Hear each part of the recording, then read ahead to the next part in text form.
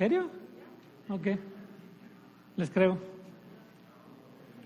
Acuérdense que no se trata de amar las calles, amar los paisajes, amar los lugares. Son las personas las que estamos hablando aquí, amar las personas, edificar personas, trabajar, esforzarnos, desgastarnos a favor de las personas. Eso es el objetivo de esta serie, ¿no? De amar nuestra ciudad. Así que váyase ahí al capítulo 5 de Nehemías, o pues también va a estar aquí delante de usted apareciendo los versículos que vamos a estar leyendo. Yo quiero introducirme a este mensaje. Hace mucho tiempo, era yo muy niño, íbamos viajando de nuestra ciudad a otra ciudad, y cuando éramos pequeños mi papá siempre tenía un Volkswagen, un bocho, esos carritos chiquitos. En aquel tiempo éramos 4, era mi hermano, mis papás y yo, no me acuerdo si mi hermana había nacido ya. Íbamos bajando la sierra, y yo me acuerdo de haber ido dormido. Cuando ya bajó la sierra, íbamos rumbo a la primera ciudad en el camino que nos íbamos a encontrar. Delante venía un camión, una troca. Y la troca, cuando yo desperté los ojos, me quedé así asombrado. Era niño, tendría yo 6 años quizá, hace como unos 15 años atrás de eso. Y cuando desperté y vi hacia adelante, vi que el carro venía por su carril normal, pero sus luces, aunque era de día, sus focos apagados, nos apuntaban a nosotros. Sí, el carro estaba así, el chasis se llama lo demás, el chasis iba así. O sea, yo me desperté y me empecé a reír, y mi papá como que no se había fijado, él iba manejando, pero no le puso atención. Y me dio tanta risa ver un carro que va derecho, pero el chofer va así. O sea, él va según él hacia allá, pero va derecho realmente, no sé si me va a entender, ¿no? Entonces, la pregunta es la siguiente, ese carro iba bien, iba derecho. ¿Alguna vez usted ha manejado un carro que tiene, ¿cómo se llama?, que está desalineado, ¿no? Para el chofer es muy cansado manejar un carro desalineado. Sus brazos se cansan porque tiene que ir constantemente jalándolo hacia el lado contrario, ¿verdad? Y uno a veces cuando va manejando un carro que está alineado tiene la facilidad de repente estirar un poco los brazos, y el carro no lo haga muy seguido porque puede poncharse o algo, ¿no? Pero uno hace eso, suelta los brazos un poco y sigue manejando. Si usted le suelta la manejadera a un carro desalineado, ese carro va a agarrar a la derecha o va a agarrar a la izquierda, ¿no? Entonces, el carro fue hecho con diferentes piezas, diferentes elementos en el carro para poderlo mantener derecho. Cuando no es así, significa que las partes no están funcionando, que algo está mal, sean las llantas, el eje o no sé, yo no sé mucho de carros, pero algo no está bien y está haciendo que trabaje mal. Es decir, las piezas, en vez de trabajar a favor del chofer o del carro, están trabajando en contra del carro. Entonces, eso es un carro desalineado. Hay personas que tienen problemas en la espalda, por ejemplo, que su espalda está un poco desviada, por ejemplo, por algún accidente o por algo de nacimiento. Entonces, la persona camina, pero su cuerpo está un poco hacia el lado derecho. Y iba a mencionar esto, pero mi hija se enoja, pero mi hija camina así con un hombro más arriba que el otro, pero lo hace por maña, ¿eh? Así, camina, ahí está, ya se enderezó. Entonces, ella no tiene la espalda chueca, gracias a Dios. Pero hay gente que tiene problemas en lo que es la columna vertebral. Entonces, está desalineado. Sus pies están derechos, probablemente sus piernas están derechas, pero de la cintura para arriba está así, un poco a la derecha o un poco a la izquierda, y eso no es algo correcto.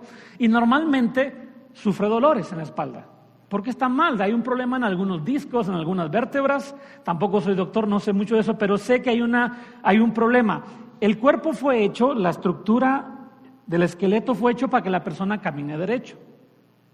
Pero hay un problema que está trabajando en contra de la persona y lo provoca que esté desalineado, y eso provoca problemas en la persona, y hay una lucha interna en el cuerpo de la persona porque hay problemas, hay dolores, tiene que ir al doctor, tiene que ser tratado, tiene que ser sobado o lo que sea para poderlo ayudar a que esté bien. Fue diseñado para estar bien. El carro fue construido para estar bien, pero hay un problema que no lo deja estar bien. Tiene que trabajar en unidad el cuerpo, tiene que trabajar en unidad las piezas del carro, pero hay un problema. Y hay dos cosas, que provocan esta falta de alineación. Una, es algo que ocurre natural, la persona nació así. Algo que ocurre natural en el carro, las piezas están viejas. Pero cuando sucede en la iglesia o sucede en la familia, el desgaste de las relaciones, el desgaste de no tener un rumbo fijo en la iglesia, una iglesia que no tiene visión, que no tiene metas, que no tiene un rumbo, con el tiempo por naturaleza se empieza a desgastar, la gente se empieza a cansar. En la familia, cuando no arreglamos los problemas en el matrimonio, cuando no arreglamos la comunicación con los hijos, por naturaleza empieza a haber, por un tiempo empieza a haber desgaste y se empieza a desalinear. Yo sé que a usted no le ha pasado, pero yo he platicado con parejas que duran días sin hablarse. Duermen en la misma cama, comen en la misma mesa, ven la misma televisión, el mismo sillón, pero no se dirigen la palabra. Hay un problema de desalineación en ellos. No están alineados correctamente. Fueron hechos para estar bien, fueron hechos para comunicación, fueron hechos para relacionarse, pero algo está provocando en ellos esa desalineación. La segunda cosa, la primera es que sucede por naturaleza por el desgaste del tiempo. 2, porque algo lo provoca. El carro va bien y de repente usted agarra un bache, de esos casi no hay aquí baches, ¿verdad? Agarra un bache y hace que el carro se desalinee. Le sale una bola a la llanta y hace que el carro empiece a irse chueco. La persona tiene un accidente y su espalda se lastima o sus piernas se lastiman y empieza a tener problemas de desalineación. Pero también pasa en los hogares. Ahorita vamos a entrar en Nehemías 5, no crea que estamos fuera de rumbo. También pasa en los hogares. Una situación, una ofensa, en la iglesia, un no conocimiento, ignorancia de lo que está pasando, una ofensa también dentro de la congregación puede provocar que la iglesia camine desalineada. Entonces una iglesia que el rumbo es hacia allá, pero la iglesia va hacia este lado. No hay una guía, no hay un liderazgo, no hay un entendimiento de por qué existimos como iglesia. Y cuando no sabemos por qué existimos como iglesia, cualquier cosa es buena y cualquier cosa es mala. Todo lo que nos ofrezcan no lo vamos a comer porque no sabemos, nuestro paladar no está hecho para probar aquello que cumple el propósito de Dios para nosotros o para la iglesia. Es decir, la iglesia tiene una finalidad en esta tierra. No es congregar gente solamente, hay un propósito para la iglesia y para que ese propósito se lleve a cabo, la iglesia tiene que estar alineada. Hay un propósito para la familia y para que eso suceda, la familia tiene que estar alineada. Hay un propósito en la sociedad y lamentablemente la sociedad está completamente desalineada, por lo que sea. Pero hay un problema de desalineación en la ciudad. Ahora, hay que trabajar en esto y es lo que vamos a hacer en esta mañana porque necesitamos nosotros aprender a prevenir que eso suceda en nuestros hogares, que eso suceda en nuestra vida, que eso suceda en nuestra iglesia. Y así como le pasa a los carros, le pasa a la columna vertebral, le pasa a la familia, le pasa a las iglesias, le pasa a las personas. En cualquier organización puede suceder esta situación. Y lo que usted y yo tenemos que aprender es estar alineados adecuadamente. Diga conmigo, alineado. Entonces yo creo que después de este curso que les di de mecánica y de biología, ya más o menos comprenden lo que es estar alineado, ¿verdad? Ok. ¿Por qué sucede este asunto entonces en las iglesias? ¿Por qué no sucede a nosotros siendo cristianos que amamos a Dios y que deseamos lo mejor para el prójimo? ¿Por qué no sucede? Porque no nos enfocamos en ocasiones. Porque nuestro enfoque está, número uno, y usted no me va a dejar mentir, número uno, el principal enfoque en nuestra sociedad, acá en América, es el capital. Si hay dinero, todo va a estar bien en el hogar. Esa es la mentalidad que tenemos nosotros. Si hay buen dinero en el hogar, todo va a estar bien. No metamos a Dios en este asunto todavía. Si primero la economía está bien, creo que vamos a estar bien con Dios. Esa es la manera en que se piensa. Cristianos, no cristianos, de cualquier organización, católicos, evangélicos, lo que usted quiera, cualquier denominación, esa es la manera en que la persona piensa acá en América, acá en Occidente. Si la economía está bien, vamos a estar bien con todo, la familia va a estar a todo dar, los hijos van a estar bien, vamos a estar bien con Dios, etcétera, etcétera, etcétera. Pero no es así. Tenemos que aprender a alinearnos, porque solamente alineados, una visión de parte de Dios para tu vida y para mi vida, el propósito de Dios para nosotros puede prosperar. Dios no puede trabajar en un carro desalineado, hablando de mi vida. Dios no puede trabajar en una iglesia que no se alinea. Tenemos que aprender eso nosotros. No importa que usted y yo oremos 10 horas al día, que usted y yo leamos toda la Biblia en el año, que usted y yo cantemos con toda la potencia de la voz. Si no estamos alineados, nada va a suceder. No se va a llevar a cabo el plan de Dios. No va a suceder nada. No importa cuánta economía tengamos, no importa qué tan bonito edificio se construya, no importa, nada de eso importa si no estamos enfocados y en la alineación que Dios quiere que estamos. La semana pasada, vimos acerca de los ataques que vinieron de fuera. ¿Recuerda los nombres? Tobías, Sanbalat y Tobías, y un montón de gente más que le echaron bronca a los judíos. Porque estaban construyendo los muros, estaban reedificando los muros. Eso fue el capítulo 4. Pero el capítulo 5 nos muestra algo que a usted y a mí nos puede pasar. Que hay iglesias que les ha pasado. Yo he estado en iglesias donde ha pasado esto. Y he estado sentado escuchando lo que está pasando ahí. Y lo he visto y lo he oído. Y he visto la tensión dentro de una congregación. Lo que pasó en el capítulo 5. Que los ataques ya no venían de fuera, los ataques empezaron a surgir desde adentro. Y qué triste es pensar que una congregación que fue edificada en el corazón de Dios para cumplir propósitos grandes, termina con conflictos internos. Y ahorita vamos a ver por qué. Y esto nos va a ayudar a nosotros poder tener cuidado, que no nos vaya a pasar. A lo mejor usted ya lo vivió en algún lugar. Bueno, queremos que no nos pase a nosotros. Queremos que no pase en ningún lugar, ¿verdad? Entonces, el capítulo 5, vemos ataques que vienen desde el interior. Y cuando usted estudia la Biblia, usted se va a dar cuenta que siempre que Dios quiere hacer algo, hay oposición. Siempre. Es casi regla.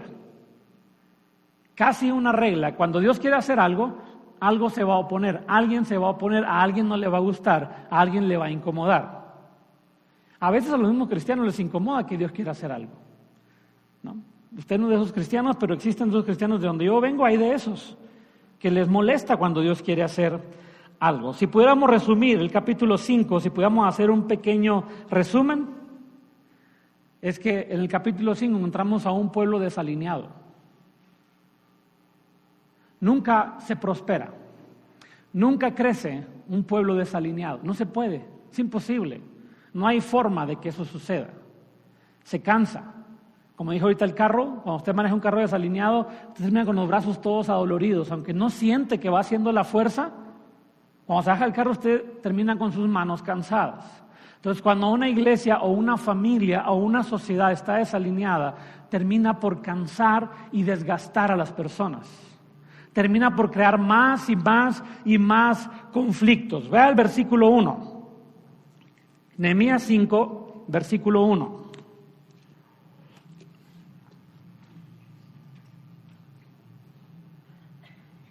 Entonces hubo gran clamor del pueblo y de sus mujeres contra sus hermanos judíos.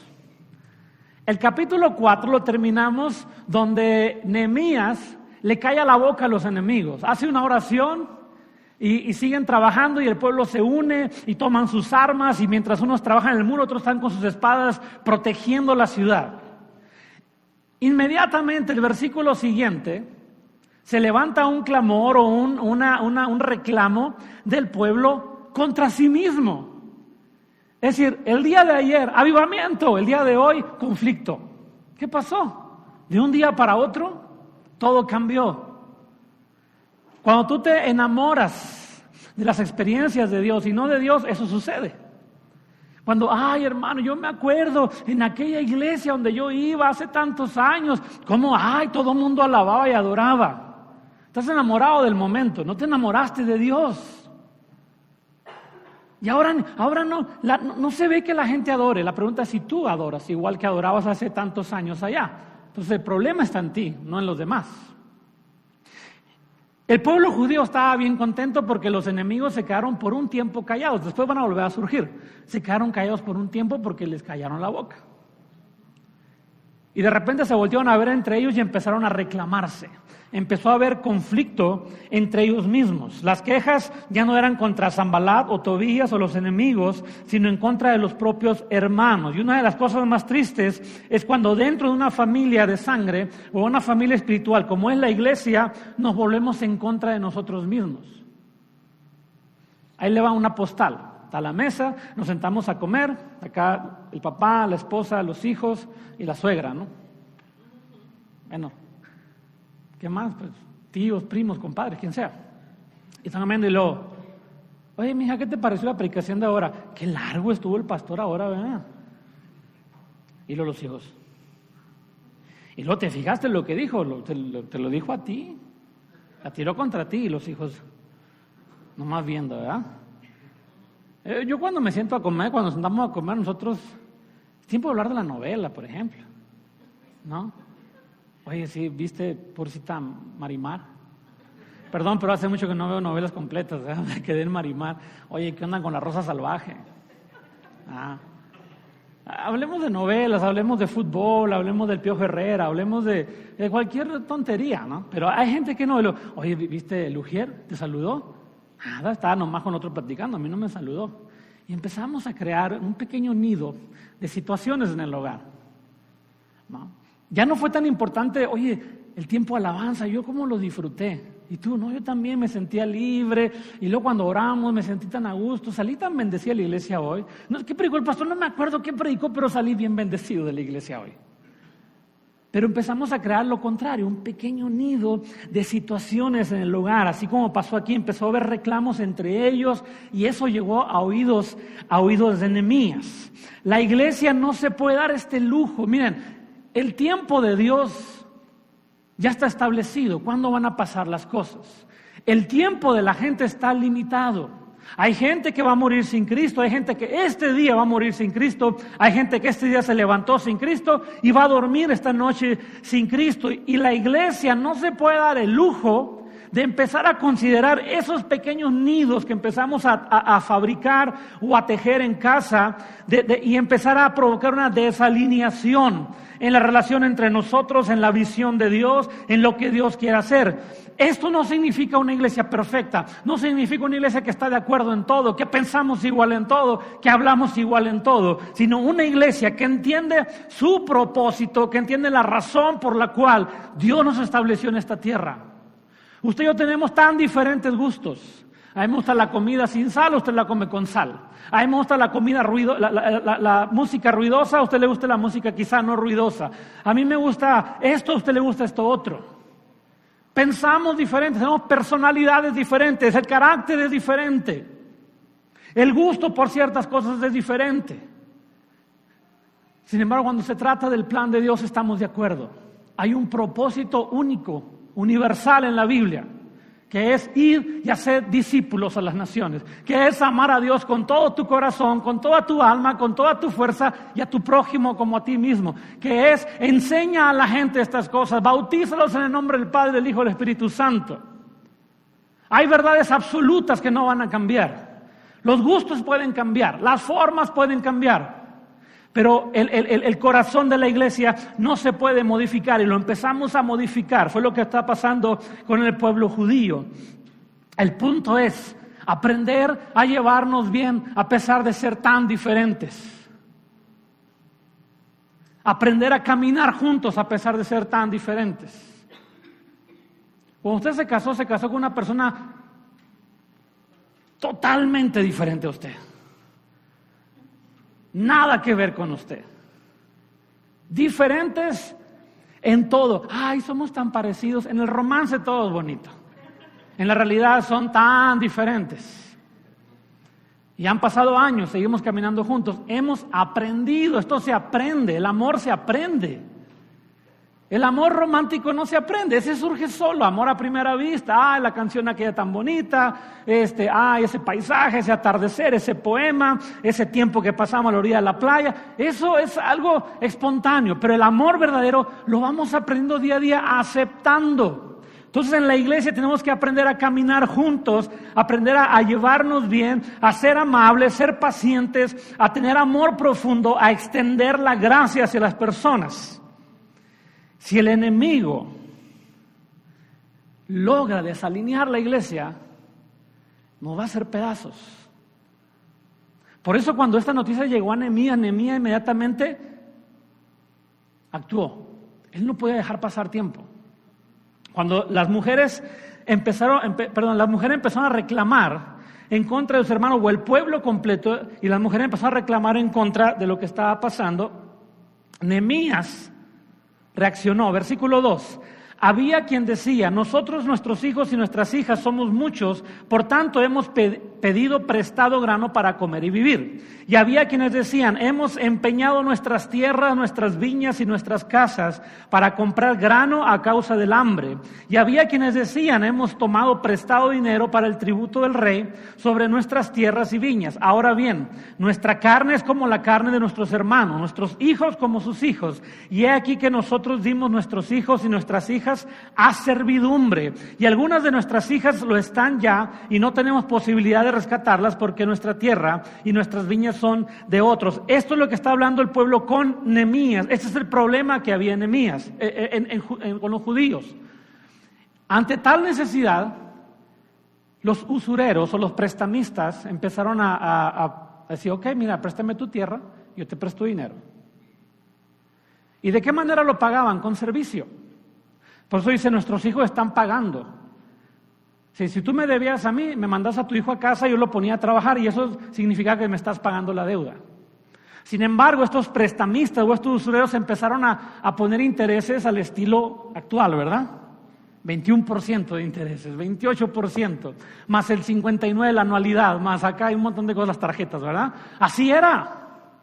Así estaban ellos también. Empezaron a ver que las deudas era imposible, iban a pasar años sin que se pudieran pagar las deudas. Y ahí está Nehemías, atento a todo lo que está pasando. Él no iba a dejar pasar la situación esta que estaban viviendo.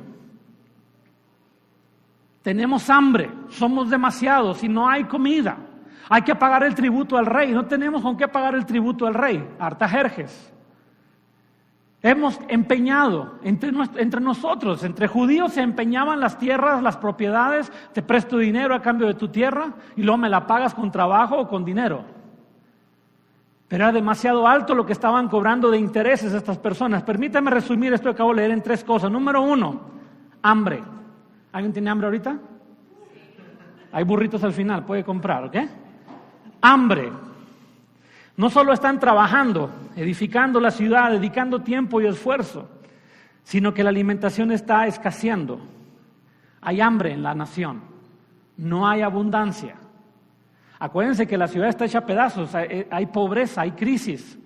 Tenemos que rescatar la ciudad, vamos a rescatar al pueblo de los judíos. Hay que trabajar con muchas ganas, decía Nehemías, pero ¿sabe qué no hay? Mientras nadie trabaja la tierra, porque estamos construyendo nuestra ciudad otra vez, empezó a haber crisis de alimento. Número 2, tienen que pagar los impuestos, altos impuestos, ahí no hay nada que hacer. Cuando el tío Sam cobra. Allá era el tío Artajerjes. Y número 3, las personas están siendo aprovechadas, se están aprovechando las personas, lo que ahorita por los usureros. Esas son las 3 cosas que están viviendo: hambre, altos impuestos y el abuso de los negocios. ¿Le parece familiar? ¿Le suena familiar ese asunto? Han pasado varios cientos de años de entonces ahora y las cosas no han cambiado. Altos impuestos, no importa lo que nos prometan los gobernantes, ¿verdad? Altos impuestos, hambre, es decir, la economía está crítica y la gente se aprovecha. Usted va y firma por un préstamo y a la vuelta de 15 años dice: no puedo pagarlo. No, y ahí no puedes mandar a tus hijos a trabajar al banco. Porque mi hijo vaya y pague mi deuda, no se puede, tiene que pagar con lana. Usted le prestaron lana, pague lana. ¿Sabe que ahí tengo atrás unas colchas que puedo llevar al banco? Me las toman a cuenta. No, dinero. Nada de eso. Esa es la situación que están pasando en esa época. Sin embargo, cuando Nehemías escucha eso, él empieza a considerar esta situación. Esto no es parte del plan de Dios. ¿Qué pasa cuando dentro de la familia espiritual de la iglesia empieza a haber este tipo de conflictos? Por ejemplo, yo siempre he dicho, en los grupos pequeños está prohibido vender cualquier cosa, ni prestarse dinero.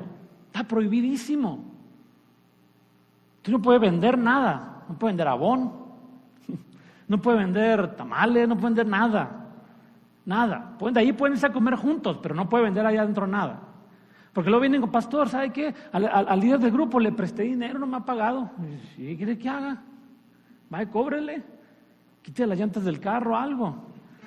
Cóbrese a los chinos, no importa, pero no me metan sus problemas. Está prohibido hacer eso en los grupos, pero no se permite dentro de la iglesia hacer negocios de ningún tipo, porque esto crea conflicto. ¿Qué pasa cuando hay conflicto dentro de la iglesia? Se empieza a perder el rumbo y el propósito de la iglesia.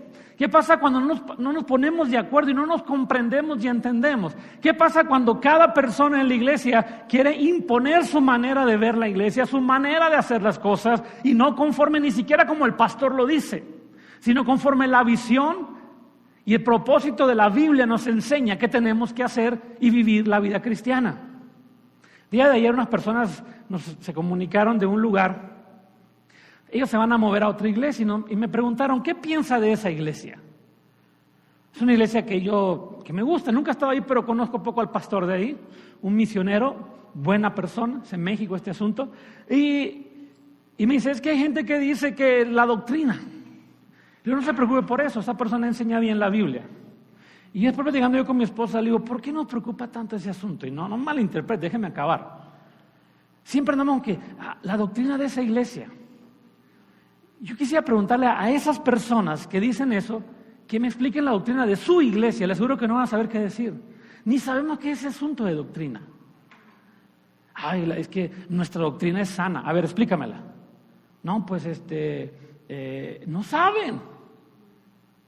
Es un argumento sin fundamento. Yo sé lo que es la doctrina, yo sé lo que es el fundamento de la palabra, yo sé lo que es básico y no cambia en la Biblia y no puede cambiar jamás. Yo sé que somos salvos por gracia, yo sé que Cristo viene, yo sé que Él nació de una virgen, yo sé que Él murió en la cruz, yo sé que Él resucitó, yo sé que está a la diestra del Padre, creo en el Espíritu Santo. Esos son fundamentos inamovibles. El asunto aquí es, ¿y la vida de la iglesia qué? Yo dije a esa persona, vea la vida de la iglesia esa, si está fluyendo, si no es un cuerpo inerte en el que la sangre se estancó y no se está moviendo. No, la sangre tiene que estar en movimiento en el cuerpo para que haya vida.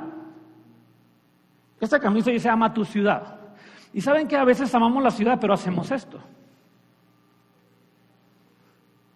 Y esta camisa representa la doctrina, sólida, fuerte, impenetrable, pero no dejamos que el amar a las personas se note, surja, y la gente pueda ver y experimentar el amor de Jesús a través de nosotros.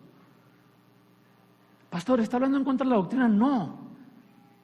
La doctrina es algo fundamental, no se puede cambiar, ahí está, no la podemos evitar y tenemos que tenerla y tenemos que conocerla y saber que lo que estamos enseñando es basado en la Biblia.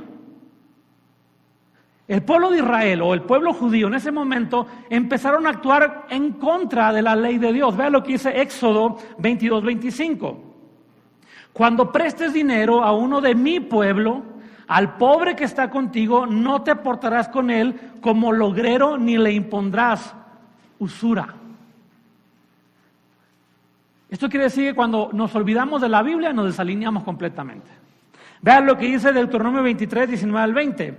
No exigirás de tu hermano interés de dinero, ni interés de comestibles, ni de cosa alguna de que suele exigir interés.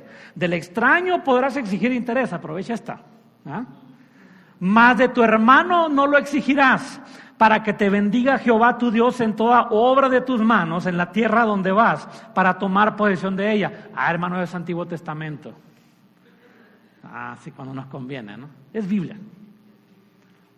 Dice, de tus hermanos no te vas a aprovechar.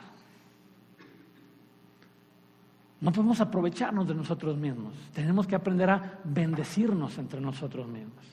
Tienes necesidad, yo no te voy a prestar para aprovecharme y decir, te presté, ahora me perteneces. Estás en deuda conmigo. No te voy a bendecir para sacarle provecho a esa bendición. Dios dice, eso no lo hagas. Para que Dios pueda bendecir tu vida, tienes que bendecir al que camina a tu lado. Voltea a los que están enseguida de ustedes, véalos a la cara. Uy, véalos a la cara. Son tus hermanos, es tu familia, es tu gente, es tu pueblo, es tu raza, es tu genética espiritual, es tu DNA espiritual, la gente que está cerca de ti en esta mañana, la gente con la que caminas en tu vida espiritual. No saquemos provecho de esas personas, no abusemos de la relación entre nosotros. Tenemos que aprender a caminar juntos. Usted dirá, bueno, ¿a dónde va con todo este asunto, pastor? Allá va. Hay gente que tiene un alto concepto de lo que es doctrina, pero la usan como un martillo para golpear. Ojo, golpean con ella. Sin embargo, la Biblia es para bendecir. ¿Cuántos saben eso? Sí. La Biblia es un libro de bendición. Nos desafía, sí, de repente nos llama la atención Dios, sí, de repente nos quebranta, sí, también, pero al final de todo, el objetivo de Dios es, te quiero bendecir. El objetivo de Dios es, quiero prosperar tu vida. El objetivo de Dios es ayudarte a crecer, es sacarte del hoyo, es ayudarte a estirarte lo más posible en tu fe y alcanzar esos planes que Dios tiene para ti y para mí. Entonces, ya que Nehemías escuchó todo esto, porque él está alerta a lo que está pasando. Él no está en casa haciendo otra cosa, no se fue a hacer algo más, no, está atento. Y entonces surge Nehemías, versículo 6 y versículo 7. Cuando oí su clamor y estas palabras, me enojé mucho. Diga conmigo, me enojé. ¿Alguna vez se ha enojado usted? Sí. Todos nos enojamos. El día que yo me quemé las manos, ¿sabe fue mi primera reacción? Le di una patada al bote que me cayó. No tanto corrió, pero me lastimé el pie. Yo creo que le di una patada al bote. Estaba enojado. Yo, ¿qué culpa tiene el bote, verdad? Pobrecito. Yo lo golpeé. Me enojé mucho. Y después de meditarlo bien, reprendí a los nobles y a los oficiales. Esta es la respuesta de Nehemías. Él se enojó contra su propia gente. Se llenó de ira, estaba enojado, estaba a punto de Hulk, ¿verdad? Eso es lo que es estar enojado. Hace semanas atrás hablamos de cómo la gente a veces habla muchas cosas y termina por ofender. Hablamos de prudencia, hable con calma. Bueno, él estaba en esa línea que lo separaba de matar a 2, 3. Pero él dice la Biblia que él meditó bien, él empezó a pensar lo que estaba pasando. Entonces el enojo le dio una conducción, es decir, condujo el enojo correctamente. Cuando uno habla enojado, cuando uno actúa enojado, hace cualquier cantidad de cosas equivocadas. Eso nos pasa. Cuando ustedes le pasan por enfrente del semáforo y se le atraviesan, y en ese momento usted actúa enojado y usted, ¿no? Y luego el carro se asoma y usted que es el pastor, ¿no? Y también le hace así. Y al final, hermano, Dios le bendiga, ¿no? Dios le bendiga.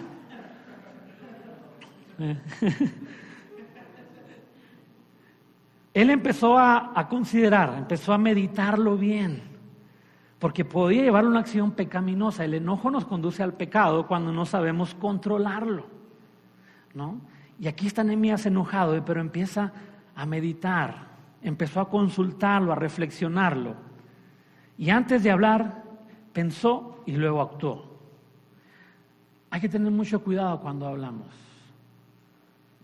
Mucho del evangelismo se nos viene al piso cuando nos llenamos de enojo y la persona no entiende lo que usted le está diciendo. No.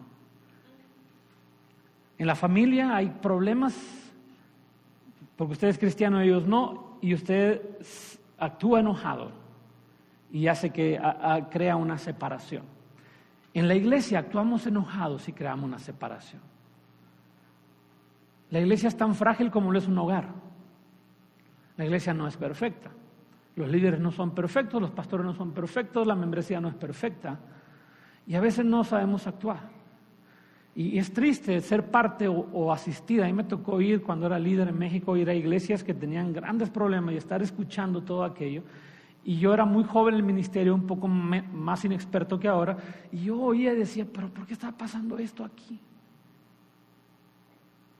Yo decía, tan fácil que solucionarlo, decía yo. Se me hacía muy sencillo. Después me di cuenta que no es tan fácil, porque a veces el corazón se hace duro y la desalineación es tan marcada que es difícil volverlo a traer al camino correcto. Porque la gente se resiste. Porque hay una resistencia a aquello. Así como la gente se resiste al cambio en la vida cristiana, se resiste al cambio en la iglesia, se resiste a lo contemporáneo, a la exigencia de esta generación, y nos desalineamos. Entonces ahí dice, es que este es el camino que siempre he caminado. Sí, pero el camino ya dio vuelta. Dios ha marcado un nuevo rumbo para la iglesia, para tu ministerio, para tu crecimiento en la fe. Tú dices, no, es que yo estoy impuesto a manejar derecho. Pero ya la carretera hace mucho dio vuelta a la izquierda o a la derecha. O va de subida y tú vas en bajada, o va de bajada y tú quieres ir en subida. Si no estamos alineados en el propósito que Dios tiene para cada uno de nosotros. Entonces Nehemías, después de que meditó este asunto, esta tensión dentro de la familia, de su pueblo, y ya con su mente tranquila, les dijo, versículo 7 al 11, ¿exigís intereses a vuestros hermanos? Además, convoqué contra ellos una gran asamblea y les dije, nosotros, según nuestras posibilidades, rescatamos a nuestros hermanos judíos que habían sido vendidos a las naciones. Y ahora sois vosotros los que vendéis aún a vuestros hermanos para que nosotros tengamos que rescatarlos de nuevo. Y callaron, pues no tuvieron que responder. Y yo añadí, no es bueno lo que hacéis. No deberíais andar en el temor de vuestro Dios para no ser objeto de burla de las naciones enemigas nuestras. También yo, mis hermanos y mis criados les hemos prestado dinero y grano. Perdonémosles esta deuda. Imagínense que llegara el dueño del banco y le dijera, Dios habló a mi corazón. Leí Nehemías, capítulo 5, del 7 al 11, y te perdono la deuda. Si te iba a hablar en lengua ese día por primera vez quizá. ¿Dónde nos quedamos? Os ruego que les devolváis sus tierras, sus viñas, sus olivares y sus casas, y la 100ª parte del dinero del grano, del vino y del aceite que demandáis de ellos como interés. Me encanta este versículo, voy a decir por qué. No solo por la perdonada deuda, ¿verdad? Sino porque también nos hace nos recuerda a nosotros algo como iglesia. Si esto lo traemos aquí a una congregación, está diciendo lo siguiente: iglesia, que han rescatado almas del mundo y las han traído a los caminos de Dios, y ahora que están en el camino de Dios, ahora ustedes negocian con esas almas. Les hablamos de ser libres del pecado, y al traerlos a la iglesia los hacemos esclavos de un montón de dogmas humanos que hemos creado y establecido. Les liberamos del pecado y los esclavizamos en la religión. Los liberamos de los vicios y acá les imponemos nuevos vicios. Los liberamos de la muerte, pero no les ofrecemos vida. Eso es lo que pasa. ¿Cuánta gente ha estado en la iglesia y prefiere irse porque dice, es que es tan difícil ser cristiano? Son 20,000 reglas que hay que seguir. Y nunca he logrado conseguir ni la mitad de ellas. No puedo ser cristiano. Entonces es difícil ser buen cristiano. En la iglesia, y sí es cierto, sí hay principios, si quiere llamarlos reglas, pero son principios en la Biblia. Obediencia a Dios, hay ordenanzas de parte de Dios, una vida en santidad, de obediencia, nos habla del pudor, nos habla de la integridad, pero lo habla de una manera tan increíble la Biblia, en el que nos conduce siempre a resultados bonitos para nosotros. Pero cuando caen en manos de la ignorancia de la religión, simplemente lo que imponemos es una carga que es imposible llevar para las personas. A todo está mal, hay que buscarle por aquí. Aquí está, mira, 3 6. ¿Dónde? Ahí están, son las rayitas de los códigos. Y la persona, ¿no? Ayer un compañero subió una imagen ahí haciendo un poco de burla a este asunto de un concierto cristiano y dice, mira, aquí está el triángulo, ayúdame Karen, Illuminati. Porque ahora la gente en cualquier cosa encuentra algo malo, ¿no?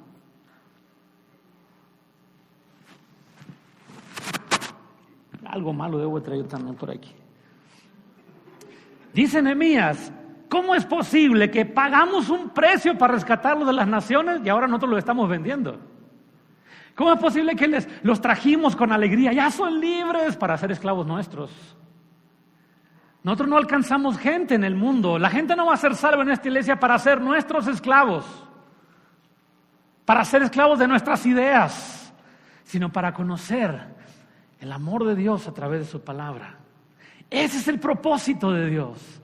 Esa es la función de la iglesia. Cuando Nehemías llegó, dijo, ese es el propósito nuestro, vamos a edificar los muros para vivir felices otra vez. Y en medio de esa construcción surgieron los problemas más graves todavía que los muros caídos.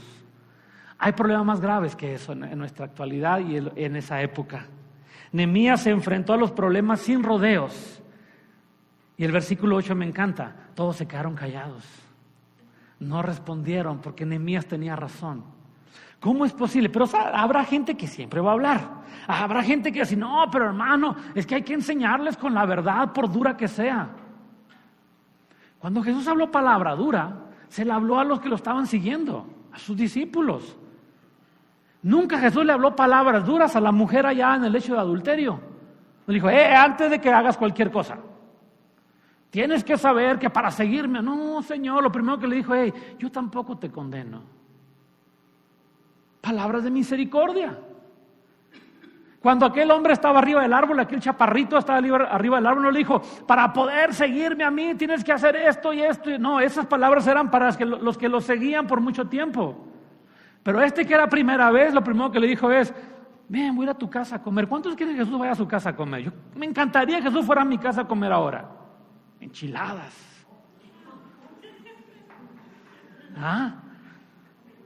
Cuando Jesús te encuentra por primera vez, no dice, ven la primera vez, Keila, aquí está la lista de cosas para que me puedas seguir. No, le dijo, ven, quiero ir a tu casa. ¿Sabes que yo tampoco te condeno? Yo tampoco voy a juzgar tu vida. Después de un tiempo que camines conmigo, te voy a enseñar el precio para que tú tengas una vida mejor. Te voy a enseñar el precio para que seas un increíble discípulo y puedas bendecir e influenciar a tu generación. Pero antes de eso no lo voy a hacer. Cuando un bebé recién nace, usted no lo lanza a la calle, búscate trabajo. Báñate solo, vístete solo, come solo. A los bebecitos los traemos en brazos como si se fueran a quebrar, ¿verdad? Y lo puedo agarrar así, la cabecita, la espaldita. No. Más fácil agarrarlo así como los perritos, ¿no? Así es como Dios nos trató cuando nos encontró. Así es como Nehemías está diciendo, ¿cómo es posible? Hemos rescatado a nuestros hermanos de las naciones y ahora que los tenemos acá con nosotros, que estamos juntos, no estamos aprovechando unos de otros. El pueblo se quedó callado. Y el versículo 9 nos da esta gran verdad. Andar en el temor de Dios. Tenemos que aprender a andar en el temor de Dios, en el respeto a la palabra, en el respeto a la santidad, en seguir conforme a lo que Dios nos ha enseñado. Amar la ciudad, o simplemente sí te amo, pero sabes que antes de poder amarte necesito que me demuestres que te mereces ese amor, que nadie nos merecemos ese amor. Yo no merecía el amor de Jesús, Él decidió dármelo. Decidió entregarme el amor que Él tenía por mí. Si tú y yo aprendemos a caminar en esta verdad, vamos a tener los menos problemas que te imaginas. Internamente, la iglesia va a aprender a caminar, la familia va a caminar. Nuestra influencia en la sociedad va a ser mucho mejor, porque vamos a aprender a arreglar nuestras diferencias. De otra manera, lo único que tú y yo vamos a lograr es romper el corazón de Dios. Cuando tú y yo lastimamos a alguien, estamos lastimando el corazón de Dios. Y si algo no deseamos nosotros es lastimar el corazón de Dios. Queremos el corazón de Dios sea el lugar más maravilloso, que lo es realmente. Pero tú jamás lastimarías algo tan importante. La iglesia tiene un propósito. Vea lo que pasó en el versículo 12 y 13.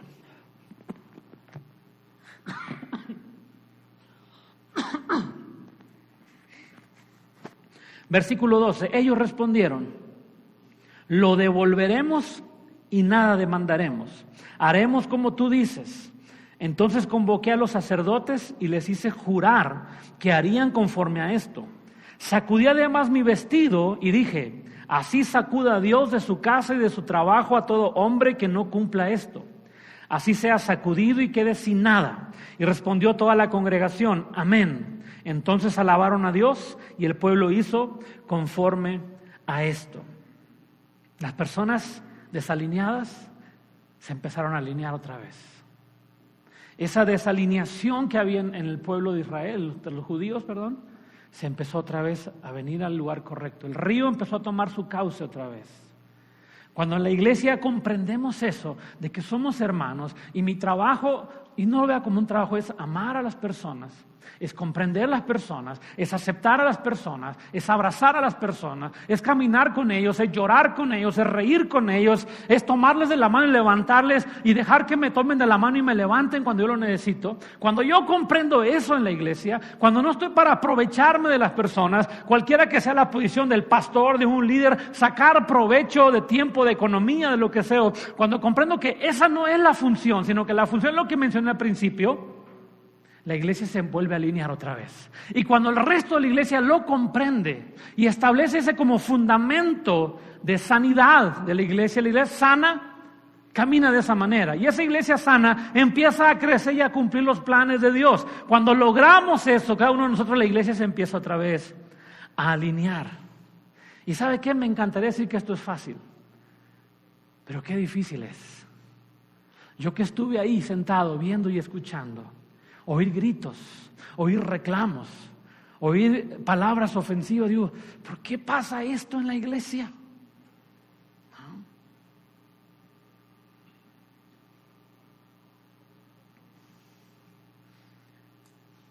Cuando yo me paraba en un púlpito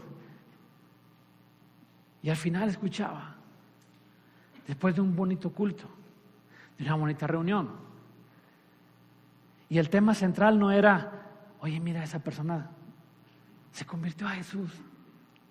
El tema era: oye, el pastor no traía corbata. O sea, ¿qué importa que se convirtió ese pecador? ¿Verdad? Es más, que se vuelve al infierno, no importa. El pastor no trae corbata. No.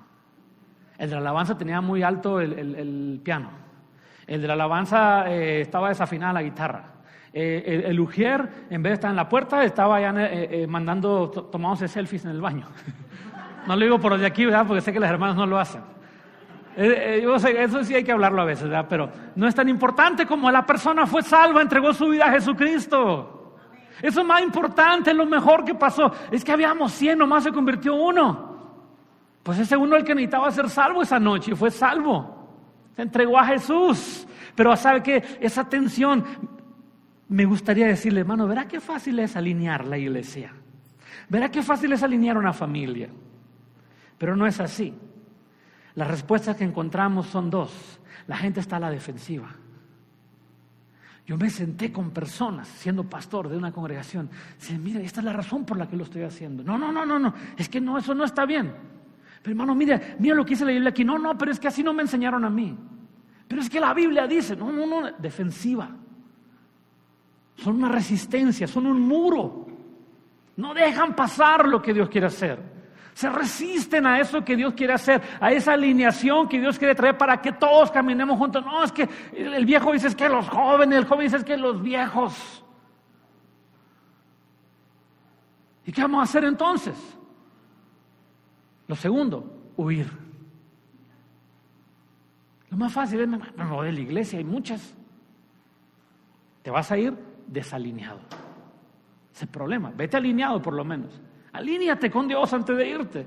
Son dos cosas. Estamos a la defensiva y huimos. Déjeme terminar porque se me está alargando este asunto. Nehemías termina con esto ya. Versículo 14 al 19. También desde el día que me mandó el rey que fuera gobernador de ellos en la tierra de Judá, desde el año 20 del rey Artajerjes hasta el año 32, 12 años, ni yo ni mis hermanos comimos del pan del gobernador. En cambio, los primeros gobernadores que me antecedieron abrumaron al pueblo. Les cobraron por el pan y por el vino más de 40 siclos de plata, y aún sus criados se enseñoreaban del pueblo. Pero yo no hice así, a causa del temor de Dios. También trabajé mi parte junto en la restauración de este muro, y no he comprado heredad. También todos mis criados estaban ahí juntos en la obra. Además, 150 judíos y oficiales, y los que venían de las naciones que había alrededor de nosotros se sentaban a mi mesa. Cada día se preparaba un buey y 6 ovejas escogidas. También me preparaban aves, y cada 10 días se traía vino en abundancia. Así y todo, nunca reclamé el pan del gobernador, porque la carga que pesaba sobre este pueblo era excesiva. Acuérdate de mí para bien, Dios mío, y de todo lo que hice por este pueblo. Esta es la petición de Nehemías. Nehemías dice: como yo vi la carga, yo no me aproveché. Yo no saqué lucro. No fui un usurero espiritual ni material de este pueblo, porque yo vi la carga. Y aún así, él está diciendo: nunca faltó pan. Yo comía. Cada día matábamos un buey, ovejas, cada 10 días había esto, cada tanto tiempo comíamos aves, y toda la gente que estaba conmigo, mis siervos, comían todos los días, sin sacar de otras personas, sin aprovecharme de nadie más. Nehemías, como líder, fue un gran ejemplo. No era predicador, no era orador, no era músico, no era cantante. Simplemente fue un líder de parte de Dios. Él vivió diferente a los líderes anteriores. Él fue diferente a las reglas normales. Él obedeció la palabra de Dios. Él tenía temor de Dios. Ese era Nehemías.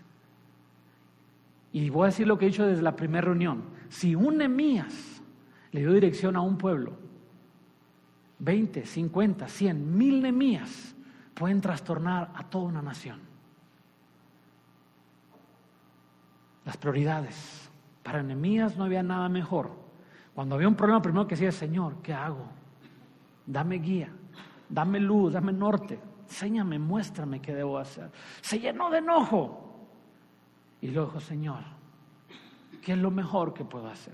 Y en ese momento vino la palabra de Dios a Nehemías. Están rompiendo mi ley. Mi ley dice que los hermanos no se pueden aprovechar unos de otros.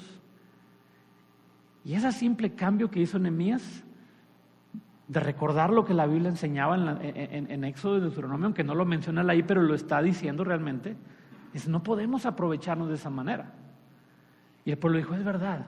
En cuanto el pueblo aceptó y tomó la acción de decir: vamos a devolver, vamos a bendecir, vamos a sacar de nuestra bolsa y darle, vamos a quitarle la camiseta y dársela al que la necesita, dice la Biblia que en ese momento el pueblo se alineó otra vez. Suena sencillo.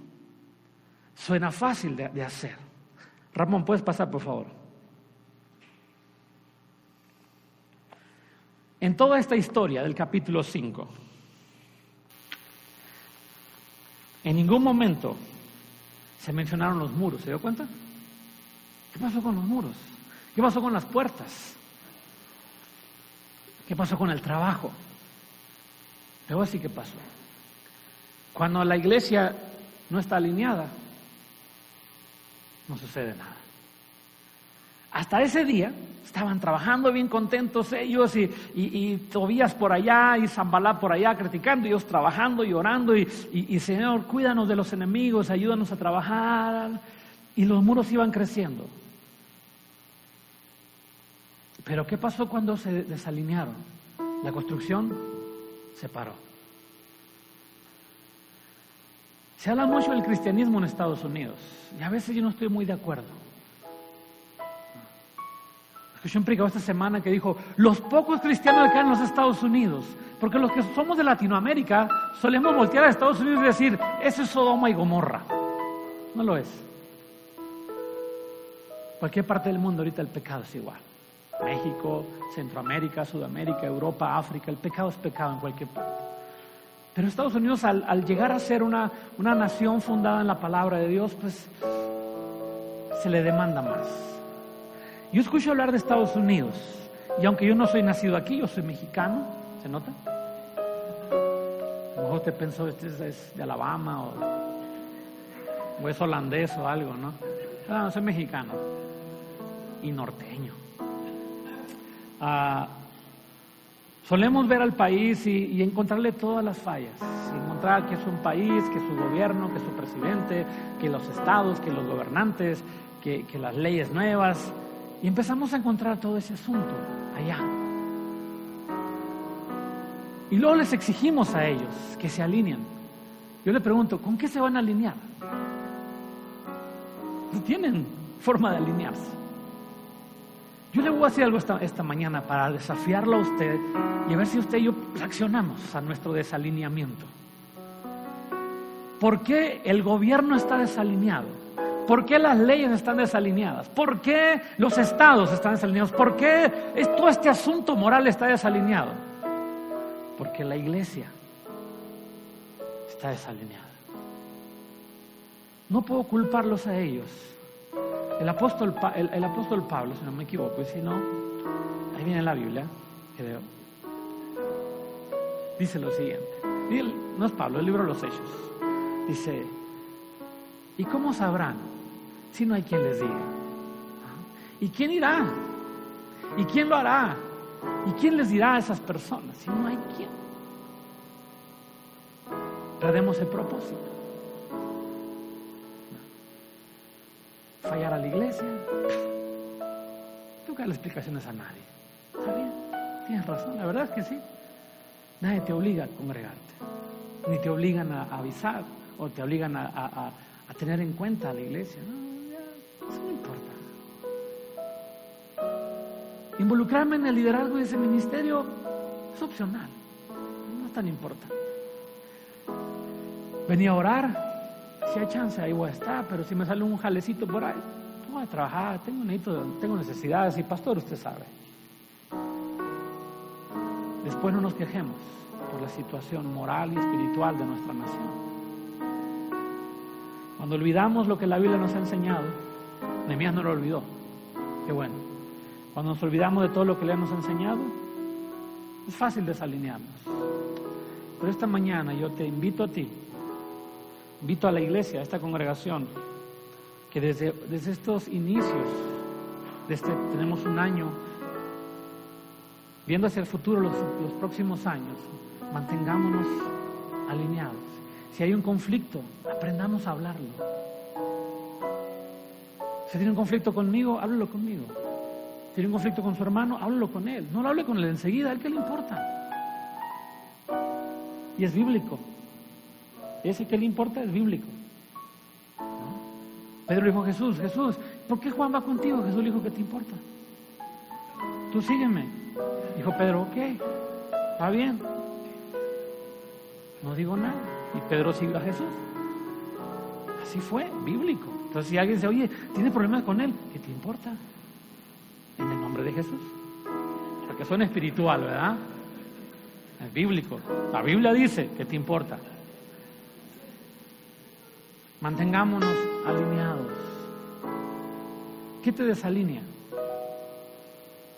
Heridas en el corazón, sentirte menos que los demás, malas experiencias en el pasado, quererte involucrar en algo y no saber cómo hacerlo. Alguien te lastimó en la iglesia. Si corregimos eso, la Biblia nos enseña que cuando una iglesia está alineada, sus miembros son bendecidos de parte de Dios. ¿Y a quién no le gusta ser bendecido de parte de Dios? Por favor, que te pongas de pie esta mañana. Oye, casi mediodía.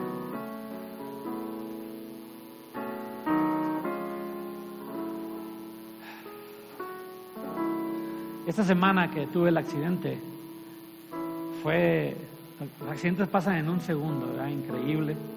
Llevaba un bote así, esos de tamales, esos grandotes de tamal así, casi, tanto así faltaba para llenarse de aceite, como a 350 grados de caliente. Y lo saqué a tirarlo afuera de donde trabajo, y había unas tablas ahí, desalineadas, y yo bajé el bote y acomodé las tablas para allá, y según yo lo hice bien. Entonces levanté el bote y empecé a caminar hacia donde tenía que tirarlo. Entonces moví mi pie izquierdo y yo de reojo vi que la tabla se salió otra vez de su lugar y me atrapó el pie derecho cuando el pie ya venía en movimiento. Entonces avancé yo y ya no recuerdo mucho realmente. ¿No? Me borró la memoria. Yo recuerdo nada más que hubo movimientos bruscos y yo solté el bote, porque si yo no lo soltaba, yo me fui de lado, el bote me hubiera caído en el cuerpo, ¿no? Entonces simplemente lo solté, yo cerré los ojos, no me volteé por un lado. Ya le platiqué lo que pateé después, ¿verdad? Pero entonces el aceite cayó y el aceite rebotó hacia arriba. Entonces me cayó en las manos, los brazos, en el cuerpo, en las piernas, y aquí un poquito en la cara, creo. Y fue todo lo que recuerdo hasta ahí, ¿no? Ya después me metí al restaurante, me fui al hospital, Julio estuvo ahí conmigo. Su pastor es drogadicto. Me dio una pastilla que me puso todo loco. Así. Esas tablas que estaban ahí no deberían estar ahí. Yo quise alinearlas, aquí, pegado a la pared, pero por alguna razón yo no lo hice bien y salieron de su lugar, desalinearon y provocaron un accidente. Así pasa cuando en el hogar no aprendemos a quitar las cosas que estorban. Así pasa cuando en nuestra vida no aprendemos a mover las cosas que estorban. Cuando en la iglesia no aprendemos a quitar aquello que estorba. Yo vengo a la iglesia a buscar la presencia de Dios junto con mis hermanos. Y cuando alguien de ustedes es bendecido, yo me alegro. Qué bueno, me da gusto que Dios te bendiga. Qué bueno que Dios te dio un aumento a través de tu trabajo. Qué bueno que sanaste esa enfermedad. Qué bueno es. Y cuando me dice, pastor, estoy triste por esto, es que voy a llorar contigo. Como no puedo solucionar tu problema, puedo orar por ti, pero no lo puedo solucionar de mis manos, pues déjame llorar contigo. Entonces vamos a llorar juntos, vamos a desvelarnos juntos. Pero solo no vas a pasar esta prueba, la vas a pasar junto conmigo. Y al final vamos a salir juntos del otro lado. Y cuando estés contento de que todo salió bien, me voy a poner contento contigo. Estamos alineados. Pero ahí voy a estar. Ese es el plan de la iglesia. Esta iglesia no pone reglas. Esta iglesia enseña lo que la Biblia dice.